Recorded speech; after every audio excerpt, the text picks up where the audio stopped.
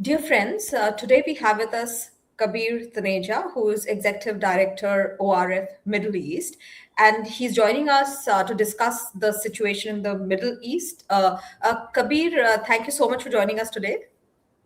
Thank you.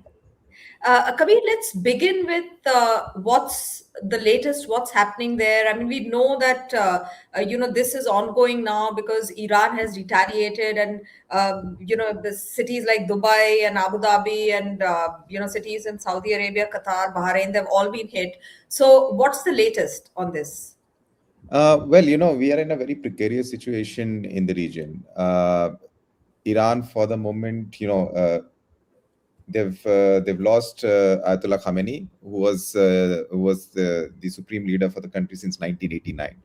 So losing a state's leader who's been there for 37 years is a big thing, and we have to remember that he's also the theological leader. He's the ideological leader. It's not just the politics of it; it's the ideology of it.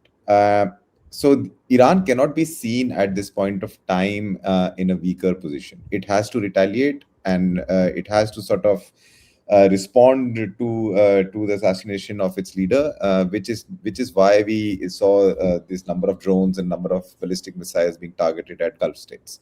And let me get to that because that's a very critical point of why that is happening, considering the Gulf states were not really involved either in the assassination or in the strikes last year or this year. But it's for the past 8 months, Iran had been threatening that if any such action is taken against its leadership, whether assassinating the Ayatollah or the president, Masoud Pezeshkian, and so on and so forth, that then all of the Gulf is fair game. It will not. It's not necessary that it only targets Israel. It will target American bases in the Gulf, and largely all these American bases are in Qatar, which hosts the biggest one, UAE, Saudi Arabia, Jordan, Oman has some sort of presence, Bahrain, Kuwait, and so on and so forth. So basically, from that, they're just making right of the threat that they've been doing. I think people did not take it very seriously. That of course, they're not going to attack Gulf neighbors. They have decent relationship with the UAE. They normalized with Saudi Arabia through China's mediation in 2023. Why would they do that? And they're doing this because it's an existential crisis. Iran now feels threatened that the 1970 the regime sort of which came into power after 1979 is going to be dislodged, and it is now acting to make sure that it is not dislodged and that it remains. So we are in this sort of cusp of a state which is a survivalist state facing an existential crisis. And when you push any country uh, into a corner saying that you are about to be destroyed, it will claw, it will hit you, it will kick and do all of those things to survive. And that's what we are seeing right now. But isn't there a risk that the states that it has attacked and also attacked civilian places? Like it's not just that it has attacked the bases, that the Gulf states will also unite and because who have differences among themselves as well, but that they are going to come together and they are going to retaliate as well. Isn't that like a real threat for Iran? And where do you see Iran going? I mean, do you think that a regime change, of the sorts that has been talked about in the Western media or people outside Iran who have been disturbed by the kind of the regime, the kind of stuff that they've been doing for so many years? But do you think that that's a realistic possibility, or is it just more that people are not aware of, the entirety No, of Iranian society? no. The look, I mean, it's a possibility in the mind of people who are strategizing in Israel and in the US, right? They think that now that the Ayatollah Khamenei has been eliminated, and over the past 1 year, through airstrikes, through intelligence operations, they have weakened the system. They've weakened the Iranian military. Sort of destroyed all air defenses. They have complete control on the skies in Iran. That this is the opportune time for that change to happen, but they don't know how to do that, or how is that going to take place. Why? Because if you see President Trump's speech after the strikes took place on Saturday, he said, "Look, we are coming in with full power, full military might, but now it is up to the Iranian people to see what kind of political system they want." Now that only functions if there is, let's say, an organized opposition. or if there is an organized political party that has been actively taking on Ayatollah Khamenei and his cohort for the past many years. That's not the case in Iran. No, no one from the street can get up and become the president tomorrow. You need to have coalition. You need to have a people's movement to feed into. But unfortunately, that is not there. And now, what is happening, and the larger probability is that while the design was and the intent was for regime change, because there is no such ecosystem on the ground to sort of fill the vacuum, we are going to see a nomination of a new Ayatollah, maybe in 2 3 days, that replaces Khamenei. And everything will be on square one, and they will solidify their power even further under the new leadership. So it's the state. It will become the same regime.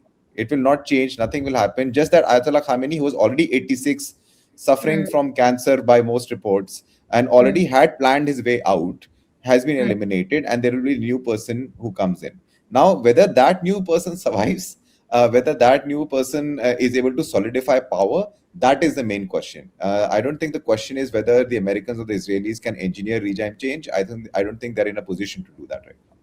Yeah, but do you reckon that even if the same regime chooses a new leader, do you reckon that after so much has happened that they might, go towards reform, or you think that they're going to remain as radicalized or as They are go- religiously yeah, oriented? they are going to remain what they are. They will not reform. They might get worse. See, because Okay. they might double down on the ideology. They might double down on the centralization of power that they have. Right now, I mean, look, for example, Iran still holds election. I think it's the only country in the Middle East other than Israel that holds elections. Now, we can, of course, discuss about the veracity of those elections because Ayatollah Khamenei is or the Ayatollah Yeah. position is at the top. But they still say, like, within the Islamic system, within the Islamic countries, we are the only ones who give power to the people to decide.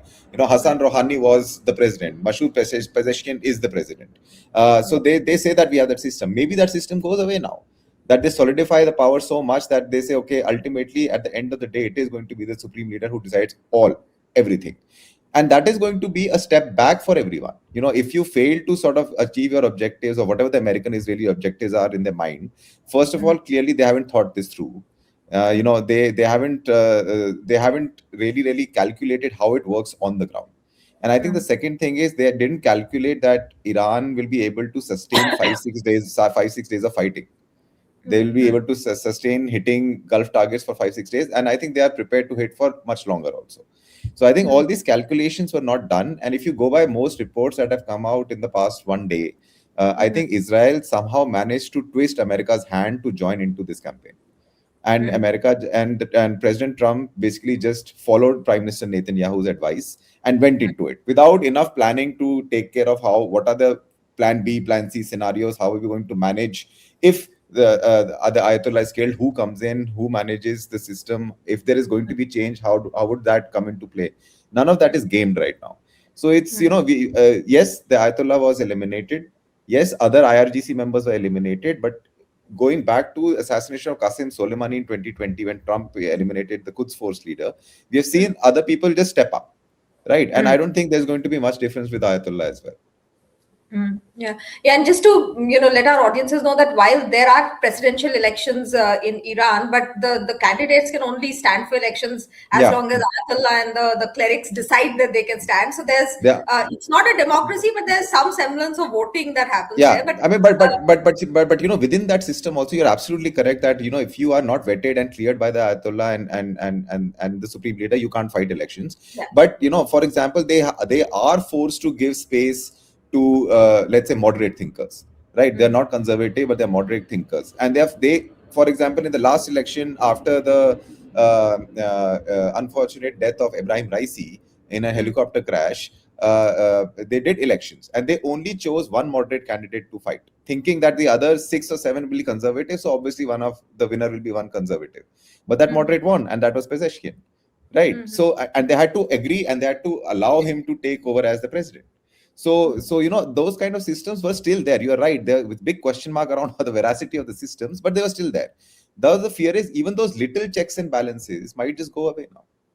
And what does it do for the larger geopolitics, of the world in that sense? Like, are we really entering a era of complete uncertainty? I think we are, and I'll tell you why. Because for the long period of time, especially the post World War II era, we have the international governance system has been run by one power, which has been the United States, and I think that is unfolding now. Right, the US is basically unraveling. It's not too interested in being the policeman of the world. Even if you see the Middle East right now, yes, they have gone into the Iran war, but it has been very sort of convoluted ideologically.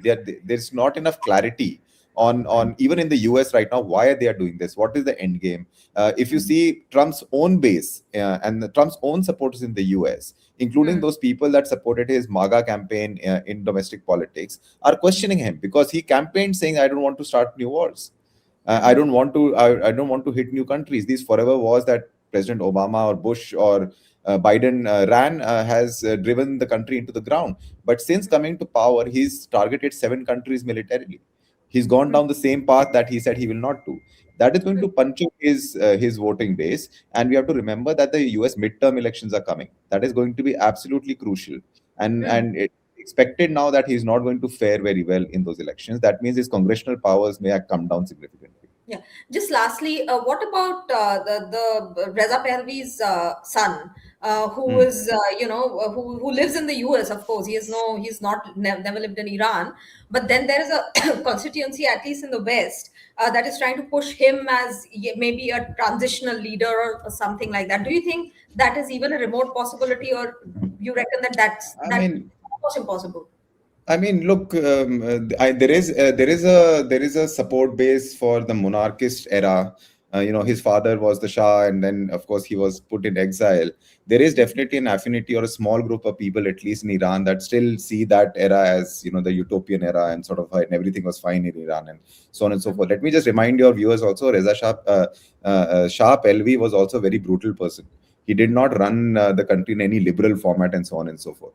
So it's if he is, let's say, hypothetically installed as the leader due to lack of options, due to whatever it is, right? I don't think he's going to survive long time because see, Iran is not a monolith. So everyone in Iran does not definitely support the monarchy. Now, if he comes in as a new monarch and Mhm. says, although he has said that I will do elections and so on and so forth, but if he comes into that kind of monarchic setup, he will Mhm. have to also make good with the conservatives. That means he will have to give space to the same people that have been Mhm. dislodged right now. Conservatives in Iran is a big population. You have to remember it's a largely religious country, and we Mhm. can't discount that, and we can't wish them away.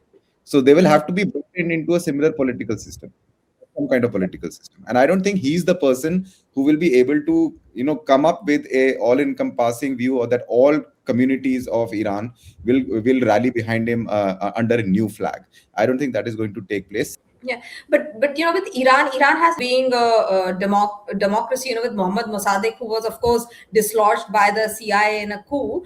So there has been a period of democracy and a certain degree of liberalism in Iran. So do you reckon that there is any chance that, say, hypothetically, this guy comes in or someone else is installed, and over a period of time, Iran transitions into that? Because it's one thing to have conservatives in a society. I mean, Yeah. all societies have You can't conservatives. discount it. You can't discount it. Of course, that can Yeah, happen. yeah. We've, And we've also seen, have a liberal section. Yeah. yeah, yeah, no, 100%. And we have seen that so much of the liberal push for rights have actually come from women in Iran. They have actually been the trailblazers in trying to push this narrative that Iran needs to move in a more inclusive system, and they are the ones that have challenged the conservative directly on their faces, right? Yeah. Despite considering the fact that how much of their rights are actually don't exist in the Iranian system right now, but they have been the people who protested, for example, on the streets when the killings took place. So that uh, that ecosystem is definitely there. And just very quickly before we finish, Iran's demographic is 60% or 70% people below the age of 35. So, it's a very young country, and it's a young country looking at the UAE, looking at the Saudi Arabia, seeing everyone enjoying and Mm. reaping the benefits of a good economy there. Of course, they also think, that should happen to us. Why are we missing out because of these conservative people sitting there? So and that's why, for example, Pezeshkian won as the sole person who was a moderate. because the Mhm. wish for the people largely is still that we need normalization with the US. We need normalization from the region so that we can live normal lives. Nothing else. All right. Thank you so much for your time, Kabir. And I'm Thank sure we you. are going to have many more conversations. Thank you. Thank you so Thank you much. so Thank much. you.